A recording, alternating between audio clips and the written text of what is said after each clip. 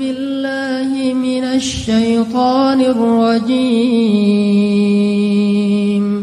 بسم الله الرحمن الرحيم. الحمد لله رب العالمين. الرحمن الرحيم. مالك يوم الدين. إياك نعبد وإياك نستعين. اهدنا الصراط المستقيم. صراط الذين أنعمت عليهم غير المغضوب عليهم ولا الضالين.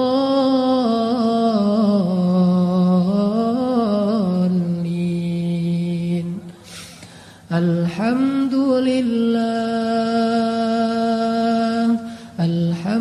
لله حمدا كثيرا طيبا مباركا فيه. الحمد لله على نعمة الإيمان. الحمد لله على نعمة الإسلام. الحمد لله على نعمة القرآن. اللهم اجعل القرآن ربيع قلوبنا. اللهم نور حياتنا بالقرآن. اللهم نور قلوبنا بالقرآن. اللهم ارزقنا تلاوته آناء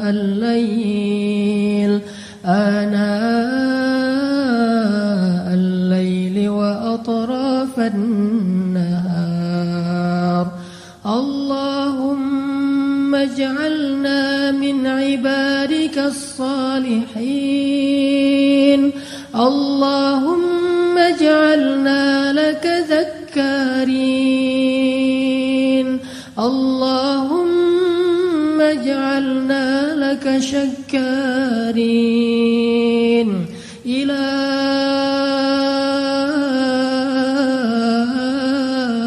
إلهنا يا الله يا الله. اللهم إليك أسلمنا وبك آمنا وعليك توكلنا وإليك أنبنا وبك خاصمنا. ظلمنا أنفسنا يا الله. ظلمنا أنفسنا يا الله. ظلمنا أنفسنا يا الله. وإن لم تغفر لنا وترحمنا لنكونن